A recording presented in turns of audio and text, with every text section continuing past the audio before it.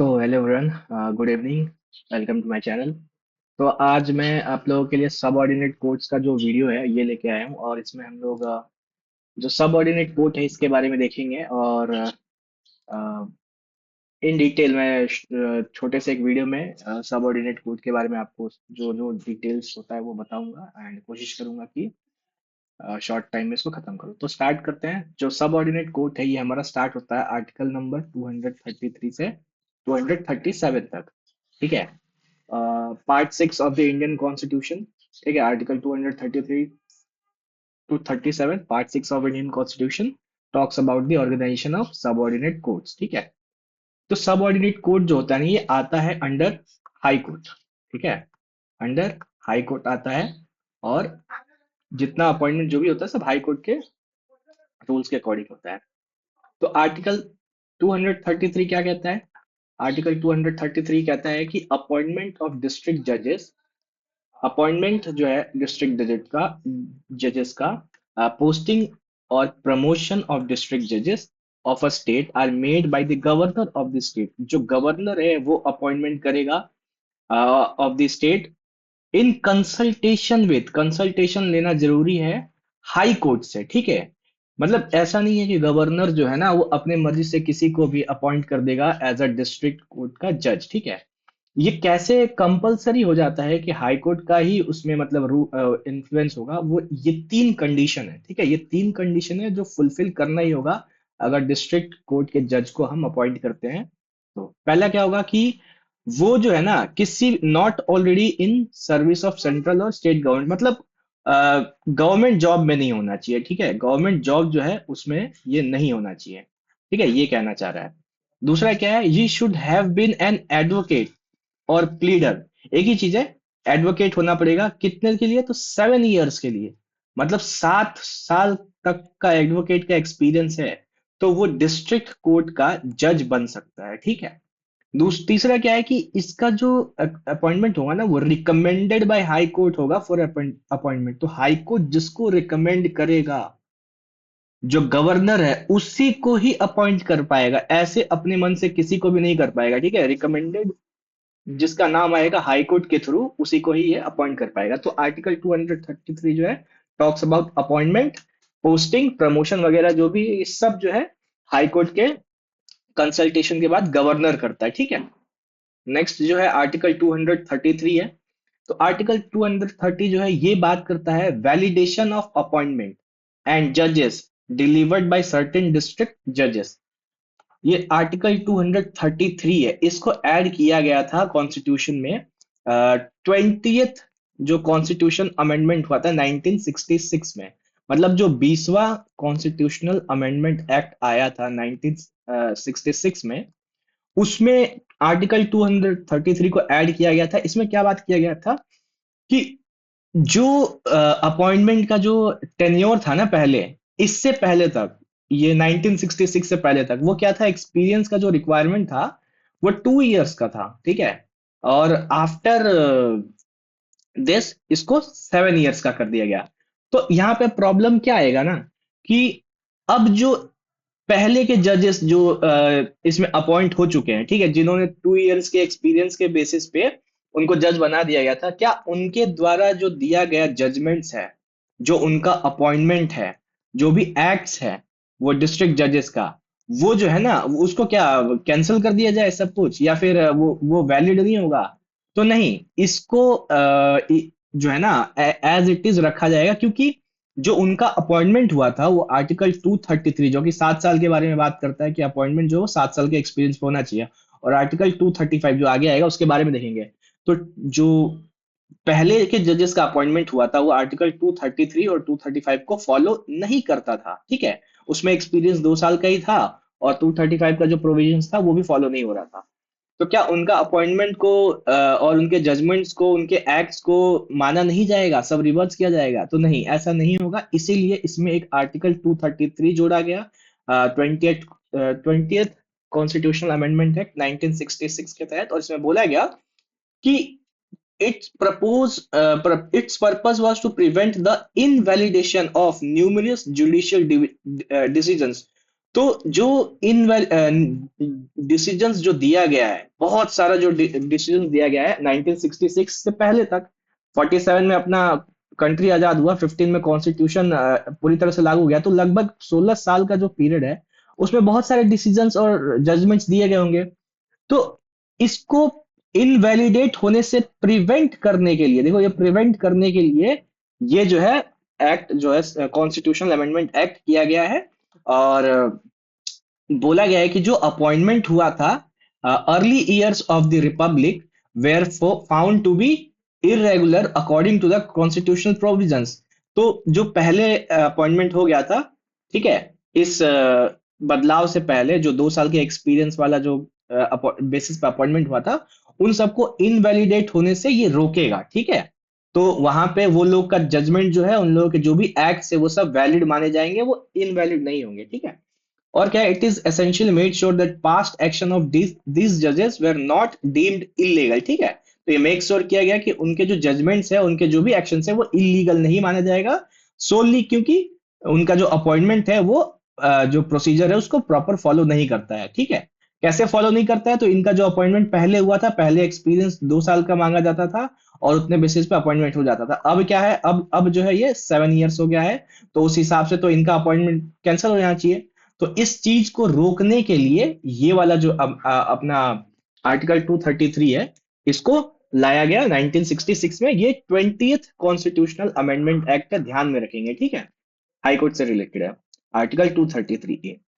अगला है आर्टिकल 234, बेहद इंपॉर्टेंट आर्टिकल है। इसमें क्या बोला गया है, अपॉइंटमेंट ऑफ द जजेस, अदर जजेस, ठीक है। अदर जजेस के अपॉइंटमेंट के बारे में बोले, एक तो हम लोग जो डिस्ट्रिक्ट जज है, ठीक है, उसके बारे में आर्टिकल जो 233 है उसमें देख लिए, ठीक है। अब उसके अलावा जो उसके नीचे जितने जज होते हैं, ठीक है, अदर देन डिस्ट्रिक्ट जज, जुडिशियल सर्विस में उनका अपॉइंटमेंट कौन करेगा, तो उनका अपॉइंटमेंट जो है वो गवर्नर ऑफ स्टेट करेगा। जिस स्टेट में वो अपॉइंट हो रहे हैं उसका गवर्नर किससे कंसल्टेशन लेगा, ये इंपॉर्टेंट चीज है। तो वो स्टेट पब्लिक सर्विस कमीशन से कंसल्टेशन लेगा। अब तक जो है स्टेट पब्लिक सर्विस कमीशन का कहीं जिक्र नहीं था, ठीक है। और किससे लेगा, तो हाई कोर्ट से लेगा। अब स्टेट पब्लिक सर्विस कमीशन का मेन काम क्या है, तो ये एग्जाम कंडक्ट करवाती है, ठीक है, जुडिशियल एग्जाम कंडक्ट करवाती है, ठीक है। जुडिशरी का एग्जाम कंडक्ट करवाती है और उसमें जो लोग सेलेक्ट होते हैं उनको फिर रिकमेंड किया जाता है और उनको अपॉइंट किया जाता है on the consultation with high court, ठीक है। तो गवर्नर का काम है बस अपॉइंट करने का, स्टेट पब्लिक सर्विस कमीशन उसका एग्जाम लेगी, हाई कोर्ट उसको अपना मंजूरी दे देगा, फिर वो लोग अपॉइंट हो जाएंगे। तो 233 टॉक्स अबाउट अदर जजेस, ठीक है, अदर जजेस, देन डिस्ट्रिक्ट जज, ठीक है। तो आर्टिकल नेक्स्ट पे बढ़ते हैं, आर्टिकल 235, बेहद इंपॉर्टेंट आर्टिकल है 235, इसको मार्क करेंगे। इसमें क्या है, control over subordinate court, the control over district court and other subordinate courts including the position, promotion and leave of person belonging to the judicial service of a state and holding any position post inferior to the post of district judge is vested in high court।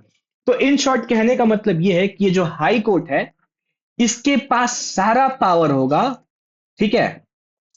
किस चीज का power होगा, तो posting का, ठीक है, किस district में पोस्ट किया जाएगा उनको, उनका प्रमोशन कब होगा, और उनका जो लीव होगा, फिर छुट्टी वगैरह जो है, इन सब का, ये जितना भी है, डिस्ट्रिक्ट कोर्ट हो या फिर उससे लोअर वाले जो भी कोर्ट हो। अभी हम लोग बात करेंगे डिस्ट्रिक्ट कोर्ट से लोअर में क्या क्या आता है, अभी आगे आएगा। तो उन सबको प्रमोट करना, पोस्ट करना, उन सब के लीव, ये सब जो है ना, इन सब का पावर जो है वो हाई कोर्ट के पास है। ये सब मैटर जो है हाई कोर्ट देखेगा, ठीक है। तो ये अपना आर्टिकल 235 में बात करता है, हाई कोर्ट के पास वो सारा पावर होगा। अगला आर्टिकल है 236। तो यहाँ पे बताता है कि ये डिस्ट्रिक्ट जज जो है ना, ये जो टर्म है डिस्ट्रिक्ट जज, इसका इंटरप्रिटेशन क्या है, इसका मतलब क्या है, किसको हम लोग डिस्ट्रिक्ट जज बोलेंगे। तो इसमें कौन कौन आता है, तो जजेस of a city civil court, city में जो सिविल कोर्ट बैठती है, सिविल कोर्ट मतलब जो क्रिमिनल कोर्ट के अलावा बाकी मैटर्स जो देखती है, पैसे प्रॉपर्टी इन सब का, वो जज भी डिस्ट्रिक्ट कोर्ट कहलाएगा, डिस्ट्रिक्ट जज कहलाएगा। फिर जो एडिशनल डिस्ट्रिक्ट जज है, एडिशनल डिस्ट्रिक्ट एडीजे जो है, ये भी डिस्ट्रिक्ट जज कहलाएगा। जॉइंट डिस्ट्रिक्ट जज जो है, ये भी डिस्ट्रिक्ट जज ही कहलाएगा। असिस्टेंट डिस्ट्रिक्ट जज, ठीक है, ये भी डिस्ट्रिक्ट जज कहलाएगा। फिर चीफ जज of a small court, small cause court, ठीक है, ये भी डिस्ट्रिक्ट जज ही कहलाएगा। फिर चीफ प्रेसिडेंसी ऑफ मजिस्ट्रेट, जो चीफ प्रेसिडेंसी ऑफ मजिस्ट्रेट है, ये भी डिस्ट्रिक्ट जज ही कहलाएगा, ठीक है। Additional chief magistrate, presidency magistrate, ये भी डिस्ट्रिक्ट जज के कैटेगरी में आएगा। सेशंस जज, सेशन जो वर्ड है ना, ये बड़ा इंपॉर्टेंट वर्ड है, इसके बारे में आगे हम लोग पढ़ेंगे और इसको मैं जो है ना एक्सप्लेन करूंगा कि सेशंस का क्या मतलब होता है, ठीक है। फिर आएगा लास्ट में जो है एडिशनल सेशंस जज, जो एडिशनल सेशंस जज है इसके नीचे ही आता है, और फिर असिस्टेंट सेशन जज जो उसके नीचे आता है। तो ये सब के सब जो है ना डिस्ट्रिक्ट जज के एक्सप्रेशन के अंदर ही आएंगे, ये लोग इसी के अंदर आएंगे, यही कहलाएगा, डिस्ट्रिक्ट जज ही कहलाएगा। तो ये कहता है अपना आर्टिकल 236, इसको ध्यान में रखेंगे, ठीक है। अगला है सबसे इंपॉर्टेंट आर्टिकल 237, इससे क्वेश्चंस बनते हैं हमारे, ठीक है, एग्जाम में, जैसे एनटीपीसी में, और अभी जो सीबीटी 2 हुआ था उसमें एक क्वेश्चन था, सीबीटी 1 में भी था,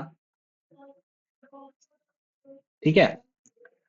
तो 237 आर्टिकल क्या कहता है? Application of the above provisions of certain magistrate, the governor may direct that above mentioned provisions relating to the person in the state judicial would apply to any class or classes of magistrate in the state। कहने का मतलब ये है कि जो directions है, ठीक है, जो प्रोविजंस है, जो प्रोविजंस है, जो स्टेट जुडिशियल सर्विसेज में अप्लाई होता है, वो सारे के सारे प्रोविजंस अप्लाई होंगे वो सारे लोअर कोर्ट पे, ठीक है। या फिर जो गांव में ग्राम कचहरी वगैरह लगता है, ठीक है, मतलब जो भी अथॉरिटी है, वो क्या बोलते हैं उसको, न्याय देने का, ठीक है, जजमेंट पास करने का, उस पे सारा का सारा प्रोविजंस जो है ना, वो तुम्हारा स्टेट जुडिशियल सर्विस वाला ही लगे अप्लाई होगा।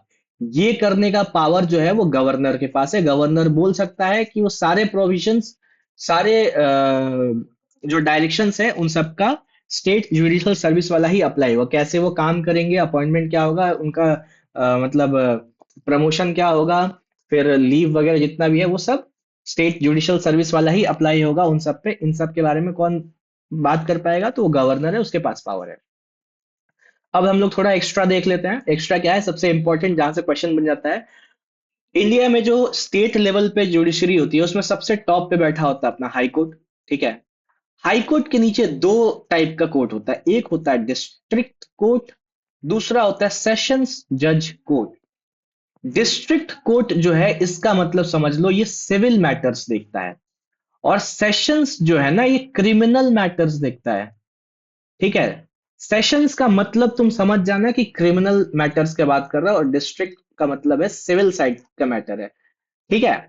अब हाई कोर्ट के नीचे क्या आएगा? तो डिस्ट्रिक्ट जज कोर्ट आएगा, ठीक है, डिस्ट्रिक्ट जज कोर्ट हाई कोर्ट के नीचे। और ये सिविल साइड पे, और क्रिमिनल साइड पे क्या आएगा? सेशंस जज कोर्ट। जैसे क्या होता है, यहाँ पे लिखा हुआ है कि जो डिस्ट्रिक्ट जज कोर्ट है ये हाईएस्ट जुडिशियल अथॉरिटी है एक डिस्ट्रिक्ट का। इसके ऊपर अगर हमको अपील करना होगा या फिर कुछ करना होगा, वो फिर कहाँ जाएगा? तो सीधा हाई कोर्ट में जाएगा, ठीक है। तो क्या होता है कि इस डिस्ट्रिक्ट जज जो कोर्ट होता है, डिस्ट्रिक्ट जज जज कोर्ट, उसके पास पावर क्या होता है? ओरिजिनल जुरिस्डिक्शन का, मतलब किसी भी मैटर में पहला जो जजमेंट है वो पास कर सकता है डिस्ट्रिक्ट जज, ठीक है। फिर उसके पास क्या होता है? अपेलेट जुरिस्डिक्शन भी होता है। अपेलेट जुरिस्डिक्शन कैसे होगा? तो ये जो नीचे वाला कोर्ट्स है, यहां से जो अपील करे वो डिस्ट्रिक्ट कोर्ट जा सकते हैं, या फिर क्रिमिनल मैटर में भी सेशंस कोर्ट जा सकते हैं, ठीक है। तो ये क्या हो गया कि यहां से यहां जाना है, डायरेक्ट हाई कोर्ट नहीं, ठीक है। तो इनके पास क्या है? एपिलेट जुरिस्डिक्शन भी है।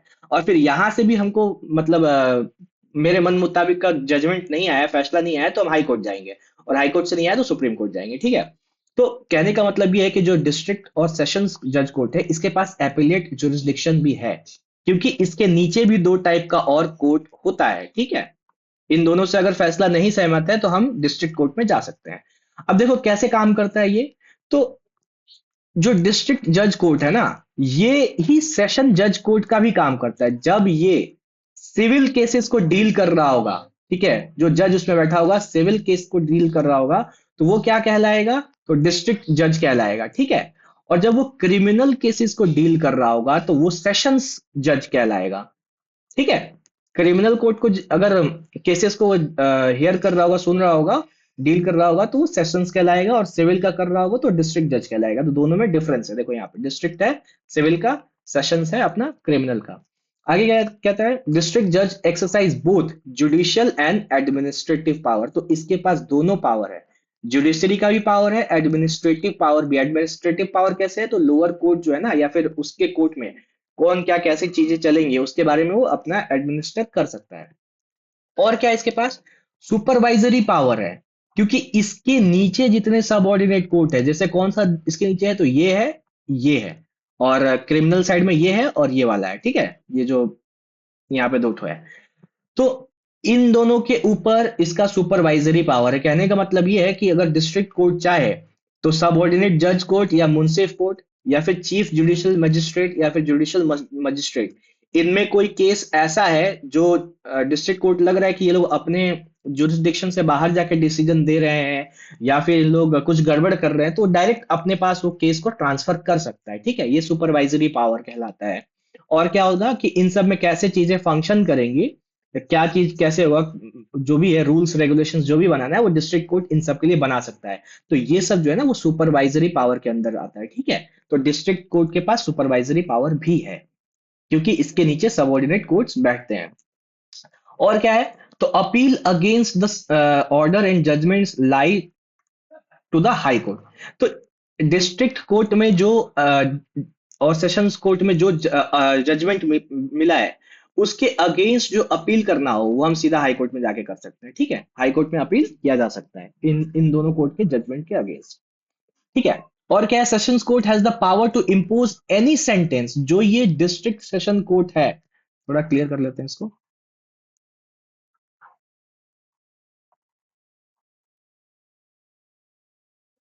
तो जो डिस्ट्रिक्ट और सेशंस जज कोर्ट है, डिस्ट्रिक्ट कोर्ट में क्या है, सिविल मैटर में इसके पास पावर है, ये कितना भी अमाउंट का जो मैटर है ना वो देख सकता है, ठीक है। और जब ये क्रिमिनल केसेस देखेगा ना तो ये डेथ सेंटेंस भी सुना सकता है, ठीक है। इतना पावर है ये सेशंस कोर्ट के पास। ये किसी को मौत की सजा भी सुना सकता है या फिर लाइफ इम्प्रिजनमेंट भी दे सकता है, मतलब आजीवन कारावास, ठीक है, लाइफ इम्प्रिजनमेंट भी दे सकता है। यहां पे लिखा हुआ है कि कोई भी सेंटेंस सुना सकता है, ठीक है, लाइफ इम्प्रिजनमेंट से लेके कैपिटल पनिशमेंट जिसको डेथ सेंटेंस बोला जाता है, ठीक है। लेकिन इसमें कैच क्या है कि जो कैपिटल पनिशमेंट सुनाया जाएगा, जब ये पास कर दिया जाएगा तो जो हाई कोर्ट है ना वो चेक करेगा कि जो जिसको ये सजा सुनाया गया है उसने वो अपील किया है कि नहीं उस सजा के अगेंस्ट, ठीक है। मान लो कि ये एक पर्सन है, इसको डेथ पेनल्टी दे दिया गया, ठीक है, सेशंस कोर्ट के द्वारा। तो अब जो हाई कोर्ट है ना वो चेक करेगा कि क्या ये जो पर्सन है, ये जो पर्सन है, इसने हाई कोर्ट में अपील किया है कि नहीं कि मेरी सजा को माफ कर दी जाए, या ये जो डेथ पेनल्टी है इसको चेक किया जाए या इसको कम किया जाए। अगर अपील नहीं किया है तो इसको फांसी दे दिया जाएगा, ठीक है। और अपील किया है तो वो हाई कोर्ट फिर उस मैटर को अपने आगे सुनेगा, ठीक है। और हाई कोर्ट का भी फैसला से वो संतुष्ट नहीं है तो फिर वो सब सुप्रीम कोर्ट में भी अपील कर सकता है, क्योंकि सुप्रीम कोर्ट के पास भी अपीलिएट जुरिस्डिक्शन होता है आर्टिकल 132 और 133 के तहत, ठीक है। तो ये हो गया अपना किसका बात, तो डिस्ट्रिक्ट और सेशन जज का, डिस्ट्रिक्ट और सेशन का। अब जो इसके नीचे साइड में है सबऑर्डिनेट जज कोर्ट, इसके बारे में देखेंगे, ठीक है। लास्ट के कुछ लाइंस बचे हुए हैं। ये जो सबऑर्डिनेट जज कोर्ट है, सबऑर्डिनेट जज कोर्ट, इसके पास पावर है ये पिक्यूनरी मेथड, पिक्यूनरी जो क्या बोलते हैं उसको, अनलिमिटेड पिक्यूनरी। मतलब कहने का मतलब ये है ना कि अगर कोई मैटर पैसों का हो तो कितना भी अमाउंट का मनी हो उसमें ये जो है ना अपना फैसला सुना सकता है, ठीक है। डिस्ट्रिक्ट और सेशन जो कोर्ट है उसके लोअर में क्या आता है, तो सबऑर्डिनेट जजेस जो है ये आएगा, ठीक है, कोर्ट ऑफ सबऑर्डिनेट जजेस, ये जो है इससे एक क्लास नीचे आता है। ठीक है, ये सिविल साइड का मैटर जो है वो देखता है। और जो क्रिमिनल साइड का मैटर देखता है वो क्या कहलाता है, तो court of chief judicial magistrate, जो क्रिमिनल साइड का मैटर को देखता है। ठीक है, यहाँ पे लिखा हुआ है चीफ जुडिशियल मजिस्ट्रेट कोर्ट, जो क्रिमिनल मैटर्स देखता है, और इसके पास पावर क्या है, तो ये जो है ना 7 इयर्स तक का जो क्रिमिनल मैटर्स है वही देख पाएगा, ऐसा ही केसेस ये देख पाएगा जिसमें मैक्सिमम जो सजा है वो 7 सालों तक का दिया जा सकता है, तो वो चीफ जुडिशियल मजिस्ट्रेट कोर्ट जो है उन सारे केसेस को, क्रिमिनल केसेस को देखता है। ठीक है, और सबऑर्डिनेट जज कोर्ट जो है वो पैसों का मामला जो होगा उसमें अनलिमिटेड इसका वो है, ठीक है, लिमिट नहीं है, वो देख सकता है। फिर सबऑर्डिनेट कोर्ट के नीचे जो सिविल साइड है उसमें क्या आता है, तो मुंसिफ कोर्ट आता है। मुंसिफ कोर्ट जो है सिविल साइड में सबसे लोवेस्ट कोर्ट होता है, सबसे लोअर होता है। ठीक है, और क्रिमिनल साइड में क्या होता है, तो जुडिशियल मजिस्ट्रेट कोर्ट होता है। ठीक है, इसके पास पावर है 3 ईयर तक का, जिस क्राइम में सजा अगर प्रावधान है 3 सालों तक का, ठीक है, 3 इयर्स तक का, तो वो सारे केसेस जो है ना वो जुडिशियल मजिस्ट्रेट कोर्ट ही देख पाएंगे। जैसे मान लो किसी किसी केस में सजा ही जो है ना मैक्सिमम हम डेथ पेनल्टी तक दे सकते हैं, ठीक है, या फिर उसमें 20 साल 25 साल या आजीवन कारावास तक का सजा दे सकते हैं, तो वो दोनों केसेस इसमें और इसमें दोनों में ही नहीं देखा जाएगा। मान लो कि कोई चोरी कर लिया या छोटा मोटा क्राइम कर लिया जिसमें मैक्सिमम सजा हम 3 साल तक का दे सकते हैं, तो वो चीफ जुडिशियल मजिस्ट्रेट कोर्ट जो है वो उस केस को देख पाएगा, और उससे बड़ा सजा है, ठीक है, मान लो कि रेप का है या फिर कुछ और सजा है जिसमें 7 साल तक का इम्प्रिजनमेंट होता है, तो उसको चीफ जुडिशियल मजिस्ट्रेट जो है वो केसेस को देख पाएगा, जुडिशियल मजिस्ट्रेट नहीं देख पाएगा उसको। आगे क्या है, उसी के बारे में लिखा हुआ है यहाँ पे, chief judicial magistrate decide criminal cases which are punishable imprisonment term up to 7 years, जो मैंने बताया सेकंड लेवल पे आता है। और लोएस्ट लेवल पे क्या आता है सिविल साइड में, कोर्ट ऑफ मुंसिफ। ठीक है, एंड ऑन क्रिमिनल साइड पे क्या आता है, कोर्ट ऑफ जुडिशियल मजिस्ट्रेट। ठीक है, ये लोएस्ट है, लोअर लेवल पे मुंसिफ सिविल साइड में, और क्रिमिनल साइड में कोर्ट ऑफ जुडिशियल मजिस्ट्रेट। मुंसिफ जो है ना इसके पास लिमिटेड जुरिस्डिक्शन होता है, और सिविल जो है स्मॉल पिक्यूनरी स्टेक, मतलब जिसमें छोटा मोटा अमाउंट इन्वॉल्व हो, वो जो है अपना मुंसिफ कोर्ट जो है वो देखता है। तो मुंसिफ से जो है ना क्वेश्चन बना था एनटीपीसी के सीबीटी, नहीं मुंसिफ से नहीं, ये कहा गया, सबऑर्डिनेट जज कोर्ट या फिर इन दोनों में से किसी एक पे बना था। मुंसिफ से जो है वो अपना सीबीटी 1 में बना था क्वेश्चन, ठीक है, 2 में नहीं आया था। Judicial magistrate tries criminal cases which are punishable with imprisonment of a term up to 3 years। ठीक है, जुडिशियल वाला जो है ये लोवेस्ट जो है क्रिमिनल मैटर का, जुडिशियल मजिस्ट्रेट वो 3 साल तक के जो केसेस है जिसमें सजा हो सकती है वो देखता है। और क्या है, कुछ मेट्रोपॉलिटन सिटीज में सिटी सिविल कोर्ट होता है, ठीक है, on the civil side, and the court of metropolitan magistrate, ठीक है, ऑन क्रिमिनल साइड। तो जो सिविल साइड होता है, मेट्रोपॉलिटन सिटी जो होता है, जैसे हमारा सिटी जो सिलीगुड़ी वो भी मेट्रोपॉलिटन सिटी है, तो यहाँ पे जो सिटी सिविल कोर्ट होता है जिसमें चीफ जज बैठता है, वो सिविल साइड वाले को सिटी सिविल कोर्ट बोलते हैं। और जो क्रिमिनल केसेस होगा उसमें क्या बोलेंगे, metropolitan magistrate, court of metropolitan magistrate. ठीक है, उसको हम क्या बोलते हैं, कोर्ट ऑफ मेट्रोपॉलिटन मजिस्ट्रेट। और कुछ स्टेट में क्या होता है, या प्रेसिडेंसी टाउन में, जैसे कलकत्ता एक प्रेसिडेंसी टाउन हुआ करता था, ठीक है, तो स्मॉल कॉज कोर्ट भी होता है, किसी एक पर्टिकुलर कॉज के लिए कुछ कोर्ट बना दिया गया कि अ, उस उन सारे मैटर्स को ये जो है देखता है। ठीक है, आगे क्या बात कर रहे हैं, these courts decide civil cases of small value in summary manner. ठीक है, और their decisions are final but high court possesses the power of revision। तो ये सब जो स्मॉल कोर्ट कोर्ट है, सिविल सिटी सिविल कोर्ट है, फिर कोर्ट ऑफ मेट्रोपॉलिटन मजिस्ट्रेट है जो क्रिमिनल मैटर्स देखता है, इन सब में क्या होता है ना कि बहुत कम वैल्यू का जो केसेस है वो वो होता है, और उसको जो है ये जो कोर्ट्स हैं वो देखती है उन सारे मैटर्स को, और इनका डिसीजन जो होता है वो फाइनल होता है। बट जो हाई कोर्ट है उसके पास पावर है कि वो उसमें रिवीजन कर सकता है। ठीक है, मान लो कुछ ऐसा सजा सुना दिया गया हो, तो जो गड़बड़ है या फिर उसमें कुछ प्रॉब्लम है, तो उस केस में फिर हाई कोर्ट जो है उसके पास पावर है, उसमें अपील कर सकते हैं, उधर जा सकते हैं। फाइनल लास्ट जो पॉइंट है वो क्या है कि कुछ स्टेट में क्या होता है, पंचायत कोर्ट, ठीक है, वो पेटी सिविल कोर्ट, बहुत छोटा अमाउंट का, 5,000, 2,000, या फिर क्रिमिनल केसेस, जैसे किसी का खेत से कुछ चुरा लिए, इस टाइप का कुछ जो केसेस होते हैं ना, उन सबको कौन देखता है, तो panchayat court. They are variously known as Nyaya Panchayat. इनको किस किस नाम से जाना जाता है, तो न्याय पंचायत, ग्राम कचहरी सुना होगा, अदालती पंचायत, या फिर पंचायत अदालत, ठीक है, एंड सो ऑन। इसी नाम से इन सबको जाना जाता है, जो गांव में बैठती है, जो छोटे छोटे, बहुत छोटे छोटे मैटर्स को डील करती है। और ये जो मुंसिफ है ना, इसको सिविल जज जूनियर डिवीजन भी बोला जाता है, या फिर सिविल जज क्लास 2। तो जो हमारा यहाँ पे ये जो था ना, इस सबऑर्डिनेट कोर्ट को, इसको थोड़ा क्लीन करें। क्या हो गया?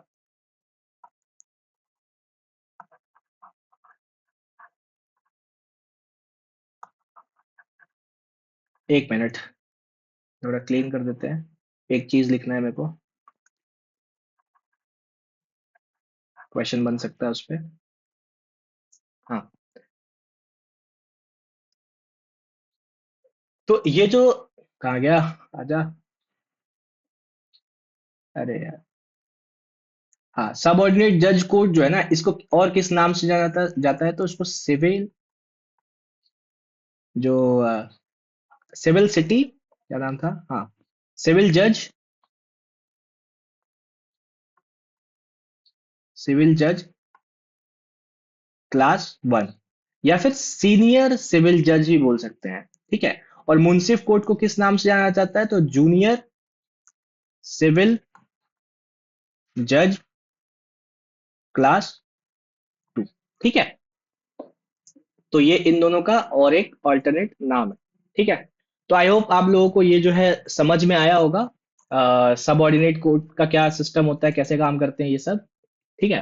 तो अगर कोई डाउट हो, कुछ नहीं समझ में आओ, तो आप कमेंट सेक्शन में कमेंट करना, मैं जो है उसको एक्सप्लेन करने का कोशिश करूंगा। एंड मिलते हैं नेक्स्ट टॉपिक से। Next topic most probably NALSA act, लोक अदालत वगैरह ये सब होगा। मैं जो है हाई कोर्ट और उसके बाद के जितने जो जुडिशरी के चीजें होती हैं, उन पे अभी फोकस कर रहा हूँ, क्योंकि इनसे रिसेंट एग्जाम्स में बहुत क्वेश्चंस बने हैं, और किसी ने इनको इतना डिटेल में कराया नहीं है। तो मैं कोशिश कर रहा हूँ कि इनको जितना हो सकता है मेरे से, विथ माय नॉलेज, इनको कवर कराऊं, ठीक है। तो मिलते हैं नेक्स्ट वीडियो में, till then take care, bye bye.